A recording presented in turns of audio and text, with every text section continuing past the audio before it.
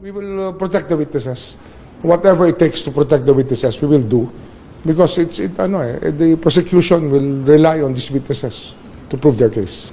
Up to hanggang sa laing po? Hindi, hanggang dito lang sa Pilipinas, siyempre pakitingtong kanila na yan. Pero habang nandito yan, it's also our obligation to help them. Kasi if we can protect witnesses for other cases, why not in this case? Sir, DOJ may hindi ang kausap ng ICC? Yes. Yung isang branch natin. For witness protection. Ilalagay nga sir sa WPP. So lahat ng gastos nila, sagot siyempre ng gobyerno yan. So far, hindi pa naman umaabot doon. But yung mga arrangements na kinakailangan gawin, responsive lang tayo basta may pangangailangan. We bridge the different gaps. Basta nangangailangan sila ng tulong, they just inform our people and we respond accordingly. Parang sa ating pagkakadinig ay tutulungan ng DOJ ang mga witnesses para makapag-testify, para mabigyan ng hustisya ang dapat na mabigyan ng hustisya. Hindi directly makikipagtulungan sa ICC. But this is upon the request of the ICC. Still, ang tutulungan po natin ay ang kapwa nating Pilipino na nangangailangan ng tulong para mabigyan sila ng hustisya. At yan din naman po ang sinasabi ng Commission on Human Rights at ating kausap. Ito po ang kanilang mensahe. The CHR, as constitutionally mandated, has always made its services readily available to the extent possible to all victims, regardless of circumstances and status in its pursuit of justice and accountability for alleged violations of human rights, whether local or abroad, with assistance of relevant government agencies if necessary. At ayon din naman po sa DOJ, kahit sino pang witnesses, kung ito po ay witnesses ng mga biktima, mapa-ICC man po ito o sa ibang mga pagkakataon, tutulungan pa rin po nila. Going back to my original question, may basbas ho ito ng Pangulo. Yun po ay, yun din naman po ang gusto ng Pangulo, mabigyan ng hustisya ang dapat na mabigyan ng hustisya. One final point. Isn't this a departure from the previous statements of the President that we will not cooperate with the ICC in any way, shape, or form? Because at least from how it looks, it's definitely cooperation in a way, shape, or form. It can be said that it is indirectly cooperating with the ICC, but the primary intention of the government is to help the victims and the witnesses of the victims to get the justice they need. So hindi pa rin po tayo nakikipagtulungan sa ICC? Yes, directly hindi po. Salamat. Again, reminder, Sorry, follow-up apologies. question. Thank you. Next question, follow-up question. Okay na yon, pa-birthday lang. Sige po ma'am, birthday po ninyo. Follow-up question, Mase Halili, TV5. Happy birthday, Yusek. Thank you. Yusek, follow-up lang. Pero napapag-usapan po ba o may nabanggit po ba si Presidente about dun sa muling pagsaba ng Pilipinas sa Rome Statute? Kino-consider na po ba yan ngayon? Or at least nasasama ba sa discussion? Wala po. Sa ngayon, wala po talaga. Kapag ka po siguro nakabigyan kami ng pagkakataon ng Pangulo na mabanggit ko to ng mas malaliman, tignan natin kung ano yung kanyang magiging reaction. As of now, it's a foreign policy. Wala pa po talaga. Thank you, Mase. Follow-up question, Eden Santos, Net25. Maligayang kaarawan po, Yusek. Thank Sabi you. po ni Attorney Conti, they'd rather be protected by the ICC, referring to the witnesses po rather than the Philippine government. Parang nawawala po yung tiwala nila sa Philippine government dun sa kanyang statement. Siguro po sa kanyang, mahirap po magsalita kung anong po ang kanya nasa damdamin at nasa kanyang isipan. Siguro, I'd rather not comment to the reaction of Attorney Conti. Thank you, Eden. Next question, Ivy Reyes, Bilonario. Happy birthday po. Thank you. There's a circulating document in the Senate alleging that there's billions of pork barrel in the 2025 national budget. SB Cheese neither confirmed nor denied this. And for example, Bulacan has 12 billion pesos and Sorsogon has 9 billion. Ano po ang masasabi ng para sa usapin ng pork barrel na ito? Wala pong nakakarating sa amin na ganyang balita. Ngayon, on my part, ngayon ko lang din po nadinig ang ganyang sinasabi niyong papel na nagsisirculate. Yes. Wala pong nakakarating sa atin. At hindi po ito nagiging issue sa palasyo. So, sorry, we deny that. Thank you po. Thank you, Ivy. Next question, Eden Santos, Net25. Yusek, tanong ko lang po, bakit po kaya hindi natuloy si Pangulong Ferdinand Marcos Jr. doon sa pagsalubong sa mga OFW from Israel nung Tuesday po? Di ba meron siyang schedule morning pero na-cancel dahil na-delayed yung flight.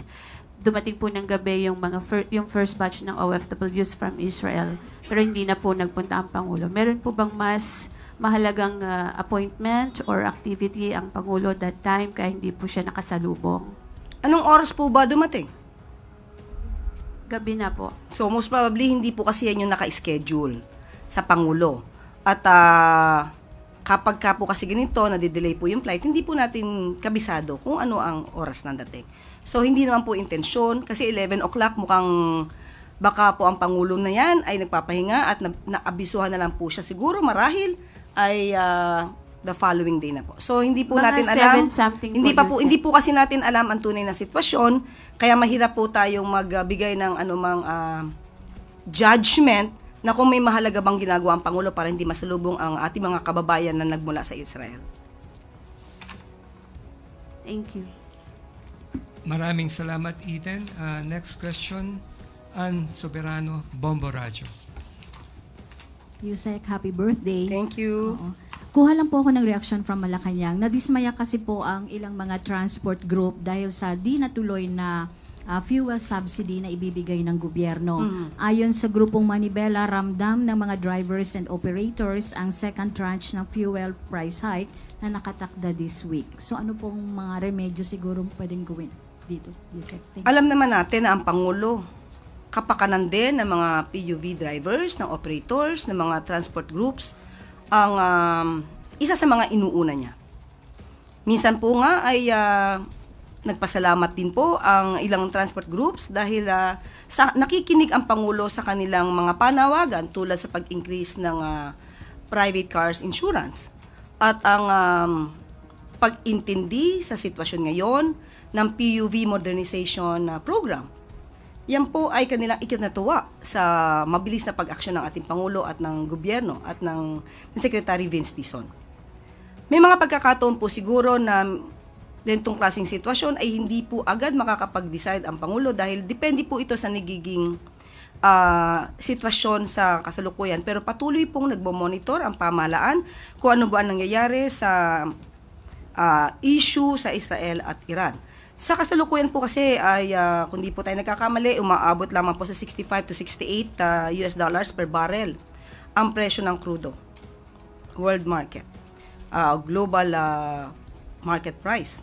So, hindi po agad ito matitrigger. Pero tandaan po natin kung anong po ang maitutulong sa kakayanan at naaayon sa batas natin at sa rules, hindi naman po ito ipagkakait ng pamahalaan. Apo. Maraming salamat, Ann. Next question, Alvin Baltasar, Radyo Pilipinas.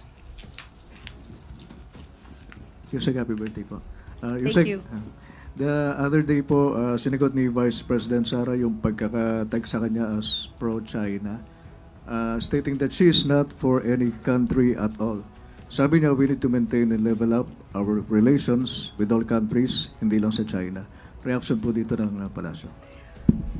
Ang Pangulo po taas noo at ipinagmamalaki na siya ay pro-Philippines. Sinabi niya na he will not yield even an inch of our territory. Ang tunay na Pilipino umaawit ng lupang hinirang na may dangal.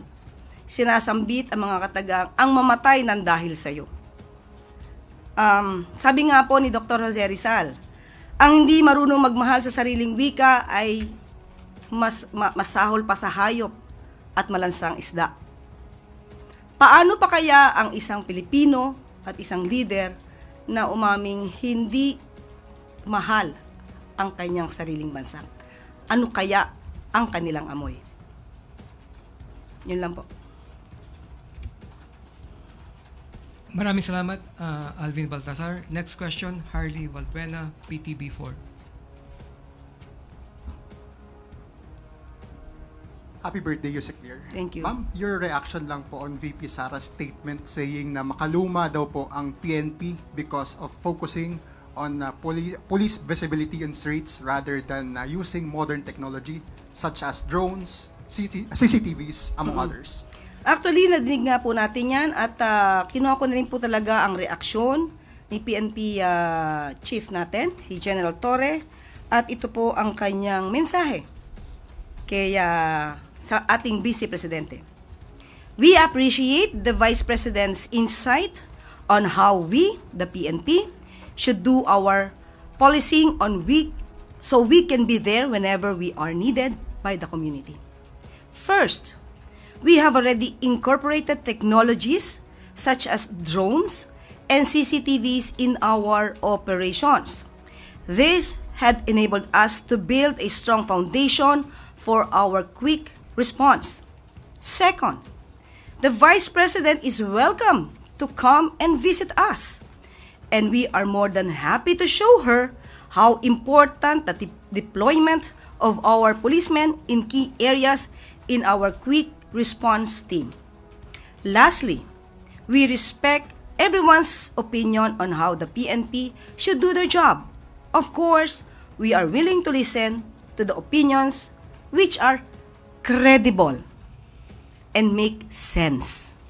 So, ayon dito sa ating PNP chief, makinig po tayo ng opinion sa mga taong may sense.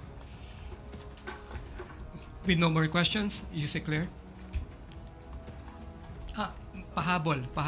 Tuesday New, DZBB. Happy birthday, ma'am. Thank you. May mga nakita po kami sa social media about some reorganizations sa PCO. Mayroon po bang latest directives ang presidente para sa mga bagong tinanggap na courtesy resignations? For example, yung kay Secretary J. Ruiz na di umano, mayroon na raw pong ipapalit sa kanya. How true is this, ma'am? Wala pa pong nakakarating sa akin. Secretary J remains to be the acting secretary of PCO. So, kung may mga ugong-ugong, wala pong nakakarating sa amin. Thank you, Tuesday.